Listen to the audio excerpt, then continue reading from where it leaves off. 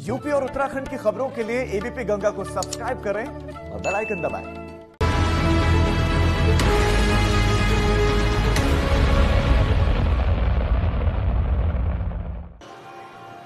नमस्कार, स्वागत है आपका हमारे खास कार्यक्रम उत्तर मांगे प्रदेश में और मैं हूं आपके साथ आस्था कौशिक।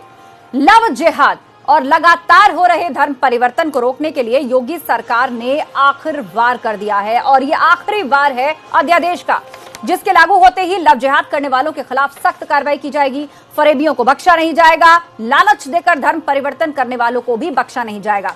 इसके लिए 10 साल की सजा का प्रावधान किया गया है और योगी सरकार की मंशा साफ है कि अगर समाज में धर्म के नाम पर वैमनस्यता फैलाई जाएगी, कोई एजेंडा चलाया जाएगा और जेल की सलाखों के पीछे उसे भेज दिया जाएगा। अब सवाल यह कि लव जिहाद पर योगी सरकार का यह अंतिम वार है। ऐसे फरेबियों को रोकने में कितनी कामयाब होगी सरकार, आज इसका उत्तर मांग रहा है प्रदेश। योगी सरकार का लव जिहाद पर वार। जबरदस्ती धर्म परिवर्तन किया जा रहा है, इसके ऊपर कानून बनाना एक आवश्यक एक नीति बनी।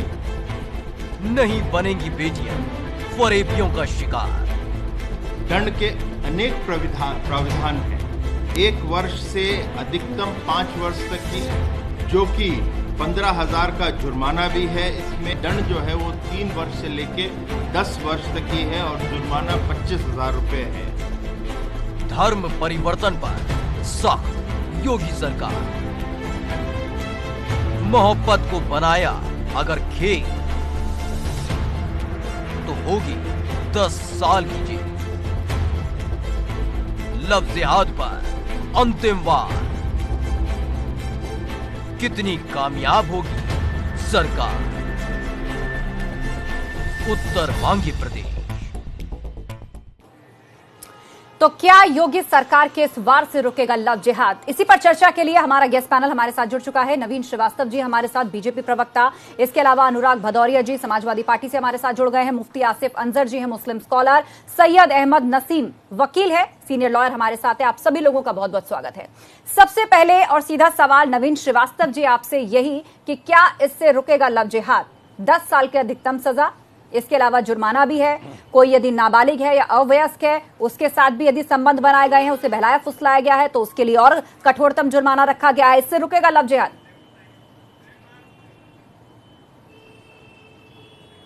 निश्चित रूप से देखिए, पिछले कुछ दिनों में पूरे देश में, विशेषकर उत्तर प्रदेश में अनेकों ऐसी घटनाएं सामने आई जिसमें एक संप्रदाय विशेष के नवयुवकों द्वारा अपनी पहचान छुपाकर नवयुवतियों को प्रेम जाल में फंसाया गया, उनको धर्म परिवर्तन कराकर निकाह किया गया और बाद में परिणति क्या हुई, किसी की हत्या करके उसके शव को घर में गाड़ दिया गया, किसी को आत्मदाह करना पड़ा, किसी को वेश्यावृत्ति के धंधे में डाल दिया गया। तो ऐसी घटनाओं को लेकर संवेदनशील उत्तर प्रदेश में योगी आदित्यनाथ जी की सरकार ने राज्य न्यायिक सुधार आयोग से सिफारिश मांगी थी कि जो वर्तमान कानूनी प्रावधान है उसको किस प्रकार से अमेंड किया जाए कि इस प्रकार की घटनाओं को रोकने के लिए हम कठोर प्रतिबंध लगा सकें। और कल उत्तर प्रदेश की कैबिनेट ने उत्तर प्रदेश विधि विरुद्ध धर्म परिवर्तन प्रतिषेध अधिनियम 2020 को कल स्वीकृत किया है, जो राज्यपाल महोदय की अनुमति से जो है वो अध्यादेश कानून का रूप ले लेगा जी। और निश्चित रूप से हमें यह उम्मीद करनी चाहिए कि इस कानून के बनाए जाने के बाद जिस प्रकार से उत्तर प्रदेश में सामूहिक रूप से दबाव डाल के, छल कपट के माध्यम से बहला फुसला कर धर्म परिवर्तन कराया जा रहा था, ऐसी घटनाओं पर रोक लगेगी। लेकिन एक चीज मैं कहना चाहूंगा, इस विधेयक का विरोध जो हमारे विपक्ष के मित्र कह रहे हैं, उनका कहना है कि साहब आपकी सरकार आते ही इस प्रकार की घटनाओं कैसे बहुत बढ़ गई, आप समाज को बांटना चाहते हैं। हकीकत यह है कि पिछली सरकारों में जो भी इस प्रकार की पीड़ित युवतियां थी या उनके परिवार थे, उनको उस समय की जो तत्कालीन सरकारें थी उनके ऊपर भरोसा नहीं था, क्योंकि वह तुष्टीकरण की राजनीति में इतने मशगूल थे कि उन युवतियों को, परिवारों को यह विश्वास नहीं था कि हमारे साथ न्याय होगा। आज केंद्र में मोदी जी और प्रदेश में योगी जी की सरकार बनने के बाद पीड़ित परिवारों में, पीड़ित नवयुवतियों के अंदर यह विश्वास आया है कि हमारी बात सुनी जाएगी, जो अपराधी हैं उनके खिलाफ प्रभावशाली आपका कहना यह है कि मौजूदा सरकार में लोगों का विश्वास है और यही वजह है कि अब खुलकर लोग बोलने लगे हैं, जो पीड़िताएं हैं वो खुलकर सामने आ रही है। पहले की सरकारें जो थी वो तुष्टीकरण की, बांटने की राजनीति करती थी, आपका आरोप है।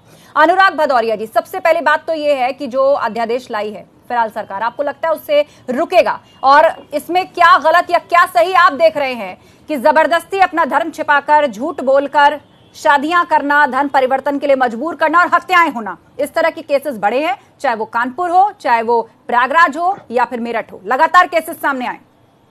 देखिए, ये बात मान के चलिए कि हिंदुस्तान के अंदर में, हिंदुस्तान में, क्योंकि हम समाजवादी लोग पूरे हिंदुस्तान की बात करते हैं, पूरे हिंदुस्तान में कोई भी व्यक्ति अपनी पहचान छुपा के, चाहे वो किसी जात धर्म का हो, और किसी लड़की के साथ दोस्ती करता है, संबंध बनाता है, धोखा देता है, एक कानूनन जुर्म है और उसको सजा मिलनी चाहिए। पूरा देश, उत्तर प्रदेश नहीं, पूरा देश इसके साथ खड़ा है कि महिलाओं पे अत्याचार नहीं होना चाहिए। लेकिन भारतीय जनता पार्टी से मैं पूछना चाहता हूं कि इतने सालों से आप एक शब्द जो लेके इजाद करके आए थे समाज के अंदर में, लव जिहाद, क्या ये शब्द आपने अपने कानून में रखा? नहीं रखा ना, क्योंकि हम लोग चिल्ला रहे थे कि ये शब्द किसी डिक्शनरी में नहीं है, ये शब्द कानूनन वैध नहीं है, लेकिन ये कानून में आता ही नहीं है शब्द, लेकिन जबरदस्ती इस शब्द का इस्तेमाल कर रहे थे। इनके मुख्यमंत्री जी भी मंच से कह रहे थे चिल्ला चिल्ला के, आज पूछो तो ये शब्द से घबराने लगे, इस शब्द का नाम लेने में डरने लगे। तो इसके मतलब हिंदू, मुस्लिम, सिख, ईसाई, अगड़ा पिछड़ा सभी जाति धर्म के लोग हैं। कोई भी किसी के साथ अन्याय करेगा उसे कड़ी से कड़ी सजा मिलेगी। तो आपने ये शब्द का इजाद क्यों किया? क्यों? तो मतलब आपका कहना है कि हर शादी, सुन तो लीजिए, हर शादी लव जिहाद नहीं है। सुन तो, बिल्कुल कैसे हो सकती है? ये भारतीय जनता पार्टी शब्दों का इजाद करती है। मैं इनसे पूछना चाहता हूं, जब से उत्तर प्रदेश में भारतीय जनता पार्टी की सरकार आई है, क्या महिलाओं के अत्याचार में उत्तर प्रदेश नंबर 1 नहीं हो गया? अगर इनको इतना ही महिलाओं की चिंता रहती है तो समाजवादी लोग तो रोड पे महिलाओं को न्याय दिलाने के लिए जो सवाल आपने उठाया है, उसी बुनियादी सवाल को मैं नवीन श्रीवास्तव जी के भी सामने रख देती हूँ। अनुराग जी, बुनियादी सवाल जो आपने उठाया है, आप महिलाओं के खिलाफ अत्याचार की बात कर रहे हैं, लेकिन मैं चाह रही हूँ कि आप धर्म परिवर्तन और लव जिहाद की जो बात हो रही है मुझसे ना हटे। नवीन श्रीवास्तव जी के पास मैं सवाल ले जाना चाहूंगी। नवीन श्रीवास्तव जी, विपक्ष का ये आरोप है कि क्या हर शादी या हर दूसरे धर्म में हुई शादी को आप जिहाद का नाम दे देंगे? ये शब्द आखिर कहां से आया? क्या हर दूसरे धर्म में की हुई शादी को लव जिहाद कहना या जबरदस्ती उस पर जोड़ना ठीक है? तो इस कानून के दायरे में आखिर कौन कौन सी घटनाएं आती हैं, इस पर भी स्पष्टीकरण होना चाहिए। मुझे पूरी बात करने दीजिए, 5 सेकंड 10 सेकंड में क्या दिक्कत है आपको? सर, मैंने आपको पूरा टाइम दिया, लेकिन आप महिला के अत्याचारों पर चले गए थे। मैं कह रही हूँ कि हम धर्म परिवर्तन से ना डिगे, समय लिमिटेड बोलने दीजिए ना। तो मुझे बोलने कहाँ दे रही हैं? ठीक है सर, 5 सेकंड, उसके बाद नवीन श्रीवास्तव जी वो किसी जेंडर के हो, किसी जात धर्म के हो, लगातार उनको इस बात की स्वतंत्रता है कि वह किसके साथ रहते हैं, किससे शादी करते हैं। लेकिन हमारी जो आपत्ति थी, जो घटनाएं सामने आ रही थी, उसमें यह आ रही थी कि जहां पहचान छुपा के, देखिए शादी विवाह हो, चाहे निकाह हो, चाहे कोर्ट मैरिज हो, यह एक आपसी विश्वास की चीज है। लेकिन जहां पर एक पक्ष अपनी पहचान छुपा के पहले ही विश्वासघात कर रहा है, तो ऐसी चीजों पर रोक लगाने के लिए किया गया है। और अनुराग भदौरिया अभी लव जिहाद की बात कर रहे हैं। अभी देखिए कानपुर में एक घटना सामने आई है, जहां पर कई ऐसे एक ग्रुप सामने आया नवयुवकों का, जो आपस में मिली भगत करके जानबूझ के लड़कियों को अपने प्रेम जाल में फंसा करते और उनको बाहर से मदद भी मिलती थी। एसआईटी जांच हो रही है, बहुत सारे ऐसे प्रमाण भी मिले हैं। तो ऐसी घटनाएं भी सामने आई हैं कि कहीं न कहीं एक विशेष उद्देश्य से इस प्रकार की घटनाएं की गई हैं, इसलिए भारतीय जनता पार्टी इसको लव जिहाद कहती है। लेकिन संविधान जिस प्रकार से कहता है कि दो वयस्क व्यक्ति किसी के साथ किसी से संबंध रख सकते हैं, उसमें कोई किसी को आपत्ति नहीं है। लेकिन मैं पूछना चाहता हूं कि आखिर पहचान छुपा के आप कौन सा प्रेम करते हैं? प्रेम तो विश्वास की चीज होती है, और जहां शुरुआत ही अविश्वास से है, धोखे से है, छल से है, कपट से है, तो उसको तो सरकार की जिम्मेदारी है कि सरकार ऐसे अपराध को रोकेगी और हम उसको रोकने के लिए कानून बनाए। या किसी धर्म विशेष के विरुद्ध नहीं हमने बनाया, हमने इस प्रकार जो भी करेगा, हमने कहा ये इसमें थोड़ी लिखा है कि इसमें एक जाति विशेष के लोगों को आपने अपनी तरफ से श्योर किया है। लेकिन इससे जुड़े हुए कई बुनियादी सवाल है। अनुराग भदौरिया भी उन सवालों को उठा रहे थे और उन्हीं सवालों का जवाब मैं आपके पास लेकर आई, लेकिन फिलहाल उन्होंने फोन काट दिया है अपना, और एक बार फिर से उनको हम जोड़ने की कोशिश करेंगे। लेकिन मुफ्ती आसिफ अंजर जी, मुस्लिम स्कॉलर हमारे साथ हैं जी। आसिफ जी, ठीक है नवीन जी, आपको समय दिया, लेकिन अब सवाल मुफ्ती आसिफ अंजर जी से है। सवाल ये है आसिफ जी कि आखिर ये नौबत क्यों आई, ये शब्द कहां से जुड़ा, कि आज लव जिहाद पे इतनी डिबेट्स हो रही हैं, इतने मामले सामने आ रहे हैं, इतनी लड़कियां या इतनी हत्याएं हो रही हैं जो आकर कह रही हैं कि हमसे धर्म बदल करके शादी की गई, हमसे झूठ बोला गया और बाद में धर्म परिवर्तन के लिए हमें मजबूर किया गया। तो सरकार जो कानून लाई है उसमें क्या गलत क्या सही? देखिए, सरकार असल में ये कानून ऐसे वक्त में लाई है कि ये बुनियादी जो इंसानी ज़रूरत के मुद्दे हैं हिंदुस्तान में, उसको बाईपास करना चाहती है। ये लफ्ज़ जिहाद का लफ्ज़ ही बोगस है। इस लफ्ज़ को अगर लफ्ज़ जिहाद का लफ्ज़ कोई माने रखता तो इसको आप उस ऑर्डिनेंस में लाते, फिर ऑर्डिनेंस इंसानी बुनियादी हुकूक जो संविधान ने दिए उसके ख़िलाफ़ है। फिर जो धोखे की बात है उस पर ऑलरेडी पहले से कानून मौजूद है। तो ये शोषा छोड़ना खुद इस बात की दलील है कि हुकूमत की नीयत ठीक नहीं है और हुकूमत एक विशेष समुदाय को टारगेट करना चाहती है। हमारे यहाँ लव जिहाद का कोई मसला नहीं है। नहीं, आप ऐसा क्यों कह रहे हैं? इस तरह का कोई कानून नहीं है जी, कि कोई आप ऐसा क्यों कह रहे हैं कि हुकूमत खास तौर पर एक पर्टिकुलर वर्ग को टारगेट करना चाहती है? धर्म छुपा करके शादी करना, किसी को अंधेरे में रखना, किसी की हत्या करना, क्या ये गलत है? क्या ये गलत है? इस पर अगर कोई कानून बनता है, इस तरह के मामले सामने आते हैं तो क्या गलत है? आप क्यों खुद को विक्टिम पोर्ट्रे कर रहे हैं? हम ये नहीं कह रहे हैं कि ये चीजें सही हैं, सिर्फ ये है कि इसमें जो लफ्ज इस्तेमाल किया है लफ्ज जिहाद का, वो खास टारगेट के तहत किया गया है। वो इसलिए नहीं किया गया है कि हुकूमत की नीयत साफ है, वो औरतों को बचाना चाहती है, औरतों के हुकूक देना चाहती है, औरतों के जो बुनियादी आज़ादी के हुकूक संविधान ने दिए हैं, हुकूमत उसको मैनिपुलेट करना चाहती है। अच्छा। हुकूमत औरतों के हुकूक छीनना चाहती है, उसकी आज़ादी को ख़त्म करना चाहती है, उसको आज़ादी से अपनी मर्जी से अपने जीवन साथी के चुनने का अधिकार है, उसको ख़त्म करना चाहती है और नाम झूठ मूठ का लफ्ज़ जिहाद लेती है ताकि लोगों का, आम लोगों का जहन खास मुसलमानों की तरफ चला जाए। ये अच्छा। डायरेक्ट कानून बनाते कि भाई कोई अगर जबरदस्ती धर्म परिवर्तन करवाएगा, कोई लेकिन जो अध्यादेश लाए हैं, जिस शब्द पे आपको आपत्ति है, के लिए आसिफ साहब, जिस शब्द पे आपको आपत्ति है और जो अध्यादेश आया है उसमें उस शब्द का जिक्र नहीं है। उसमें साफ तौर पर लिखा है कि इस तरह धर्म छुपा करके, किसी को धोखे में रखकर, अंधेरे में रखकर मैक्सिमम 10 साल की सजा का प्रावधान है और अवयस्क यदि लड़की है तो ये उसका जुर्माना और सजा और भी कड़ी है। सैयद अहमद नसीम साहब, आपको भी मैं लेकर आना चाहूंगी डिबेट में। ये बताइए कि इस पर जो एतराज उठाए जा रहे हैं, इस शब्द को लेकर उठाए जा रहे हैं, कहना ये कि आप लव जिहाद नाम का शब्द इस्तेमाल मत करिए, लेकिन हम इन चीजों को भी तो इग्नोर नहीं कर सकते कि ये लगातार जो मामले बढ़ रहे हैं, कानपुर का जूही इलाका वो तो एक एपिसेंटर बनता जा रहा है। महीने भर के अंदर 18-20 से ज्यादा केसेस आए गए। इतना ही नहीं, आप वकील हैं, आप प्रैक्टिस करते होंगे, जो मामले रजिस्टर होते हैं उसमें से कितने फीसद मामले सही पाए जाते हैं, इस पर भी ईमानदारी से आंकड़ा रख दीजिए, क्योंकि एक आंकड़ा मेरे भी पास है। मैडम ऐसा आस्था जी, देखिए कि पूरे हिंदुस्तान में जो आंकड़े निकाले गए हैं, जो जांच कराई गई, उसमें 2.25% ही मामले ऐसे आए हैं जिसमें इंटरकास्ट मैरिज हुई है। और जो लव जिहाद की बात है, तो लव जिहाद का नाम कहना ये इसलिए कि लव जिहाद नाम की कोई चीज़ नहीं है। और मैं समझता हूँ कि इस्लाम में भी या हदीस में भी कहीं लव जिहाद की बात नहीं आई है। ये देखा गया कि देखिए, दो लड़की लड़के अगर वो शादी कर रहे हैं, आपस में मिल रहे हैं, और अगर उन्होंने अपनी सत्यता छिपाई है, अपनी पहचान छिपाई है, अपना मजहब छिपाया है, तो उसके लिए पहले से ही कानून है। आईपीसी की धारा 420 इसी बात की है कि धोखाधड़ी अगर करके कोई काम किया गया है तो उसमें उसको पनिश किया जा सकता है।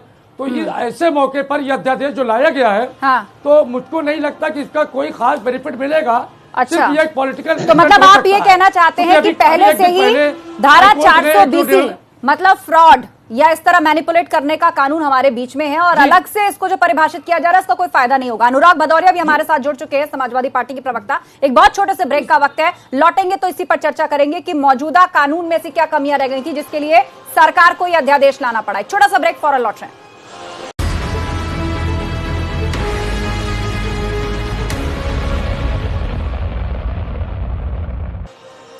स्वागत है आपका ब्रेक के बाद। हम आज चर्चा कर रहे हैं लव जिहाद, यानी कि धर्म की आड़ में झूठ बोलकर धर्म परिवर्तन के लिए दबाव बनाना, शादियां करना, शोषण करना, उसके खिलाफ लेकर आई है योगी सरकार एक अध्यादेश। तो क्या इसको आखिरी पंच कहा जाए योगी सरकार का? क्या इसके बाद रुकेंगे लव जिहाद के मामले? चर्चा के लिए पूरा गेस्ट पैनल हमारे साथ है। बीजेपी से नवीन श्रीवास्तव जी, अनुराग भदौरिया जी, समाजवादी पार्टी से मुफ्ती आसिफ अंजर जी, मुस्लिम स्कॉलर, और सैयद अहमद नसीम, वरिष्ठ वकील हमारे साथ है। अनुराग भदौरिया जी, सवाल यही कि जिस तरीके से इस अध्यादेश को सरकार लेकर आई है, कहा यह जा रहा है कि पहले से ही 420 का एक कानून देश में मौजूद है, तो ऐसे में अलग से यह अध्यादेश क्या वाकई इन मामलों को रोक पाएगा? देखिए, पहले तो आप मुझे बोलने दे कीजिएगा, ये गलत बात है। आप भारतीय जनता पार्टी के प्रवक्ता को पूरा मौका देंगे। अनुराग जी, सबसे ज्यादा समय आप ही को दिया गया था, सबसे ज्यादा समय आप ही को दिया गया था, और आप ही का प्रश्न में आप किसी को बोलने देते हैं क्या अनुराग भदौरिया? आप किसी को बोलने देते हैं? कमाल की बात है। आप सारे जितनी डिबेट कौन बोलेगा? ये डिबेट नहीं है। दूसरे पे आरोप लगाएंगे, ठीक है, दूसरे पर लगाएंगे। समय की कमी है। अनुराग भदौरिया जी, अपनी बात बोलने के रखिए। लिए कुछ नहीं है। नवीन श्रीवास्तव जी का फेडर डाउन करिए, इस तरह डिबेट नहीं कर पाएंगे। यहाँ बोलने पर डिबेट नहीं हो रही ना। नवीन श्रीवास्तव जी का फेडर डाउन करिए। नवीन श्रीवास्तव जी का फेडर डाउन करिए। आप तो अप्रत्यक्ष रूप से इस प्रकार का दिक्कत यह है कि आप आज दिक्कत ठीक है अनुराग जी, अपनी बात रखिए। अनुराग जी, अपनी बात रखिए। नवीन जी का फेडर मैंने डाउन करा दिया है। अनुराग जी, आप मुझे बोलने दीजिए। अनुराग जी, अपनी बात रखिए जी, अपनी बात रखिए। छोड़िए, अनुराग जी कुछ नहीं होते हैं। अरे आप अपनी बात रखिए सर, मैंने उनका फेडर डाउन करा दिया। अनुराग जी, यहाँ इस पर डिबेट नहीं कर रहे हैं कौन कितना बोलेगा। जी, अपनी बात रखिए, मैंने सवाल पूछा, उनका फेडर डाउन करा दिया। कि बार बार आपने एक शब्द बोला और बीजेपी के प्रवक्ता नहीं बोला कि हमने जो पहले से कानून था उसमें मजबूत कानून बनाया जाए। तो ये तो हम भी बहुत दिनों से कह रहे हैं कि यहाँ पे 366 है, यहाँ पे आईपीसी की धारा 366 है, 152 है, 193 है। महिलाओं पे अत्याचार में और सख्त कानून बनना चाहिए तो बने, लेकिन लव जिहाद जैसा शब्द इस्तेमाल करके समाज के अंदर जो नफरत फैलाने की बात की जाती है तो गलत है ना। हम महिला सम्मान की बात कर रहे थे तो आपने कहा आप महिला अत्याचार की बात करने लगे। आप महिलाओं की अगर ऐसी बात कर रही कि बताऊंगा तो हाथरस को बीच में मत लाइए, वो एक अलग डिबेट है। हाथरस एक अलग डिबेट है। हम यहाँ चर्चा कर रहे हैं इस कानून की, अध्यादेश की। धार्मिक संरक्षण मिल रहा है और आपकी सरकारों का संरक्षण मिल रहा है। तकलीफ हो रही है। यही लव जिहाद है अनुराग भदौरिया। 3 बजे की डिबेट हमेशा करता हूँ, लेकिन आप डिबेट नहीं कर पाते। यही लव जिहाद है। आप जब अगर जिसको एक संप्रदाय विशेष के लोग कर रहे हैं, जिसको डिबेट में लोग संरक्षण दे रहे हैं और आप राजनीतिक लोग संरक्षण दे रहे हैं। यही लव जिहाद है। आखिर दो प्रेम करने वालों को अपनी जात को छुपानी पड़ रही है, तो अपना दारू छिपाना पड़ रहा है। टाइम में वो बीच में बोल रहे हैं, बताइए आप नहीं रोक पाएंगे। मुझे पता है ना, आप उनकी आवाज अनुराग जी, मैंने उनका फेडर भी डाउन करवा दिया, लेकिन आप अब भी मुद्दे पर नहीं बोल रहे हैं। आपको पूरा समय दिया जा रहा है, आप अब भी मुद्दे पर नहीं बोल रहे हैं। मैंने तो उनका फेडर भी डाउन करा दिया, लेकिन अब आप उन पर पर्सनल अटैक करेंगे तो फिर वो भी बोलेंगे। जिस मुद्दे की हम बात कर रहे हैं वो मुद्दा तो कहीं हवा हो गया। जी बताइए, मैंने सीधा सा सवाल पूछा तो उसका जवाब बताइए, फिर नवीन श्रीवास्तव जी उसका जवाब देंगे। मैंने आपसे बोला कि समाजवादी पार्टी, समाजवादी के लोग हमेशा से महिला अत्याचार के खिलाफ रहे। मैं कह तो रहा हूं, किसी भी जात धर्म का व्यक्ति हो, अगर महिला पे अत्याचार करता है उसे कड़ी से कड़ी सजा मिलनी चाहिए। लेकिन भारतीय जनता पार्टी इसका मार्केटिंग, लव जिहाद के शब्द की जो मार्केटिंग साल भर की है, लेकिन अपने कानून में लव जिहाद का शब्द नहीं डाल पाई। इसका मतलब है लव जिहाद का शब्द कोई शब्द है नहीं डिक्शनरी में। अब ये आए बाय जवाब नहीं है। मैं इनसे कहता हूं, हाथरस की घटना में कहां थे जब समाजवादी रोड पे समझ में आती है, इसलिए कि जब संगठित अपराधी बता रही के खिलाफ हम कार्रवाई करते हैं तब आपकी बेचैनी बढ़ जाती है।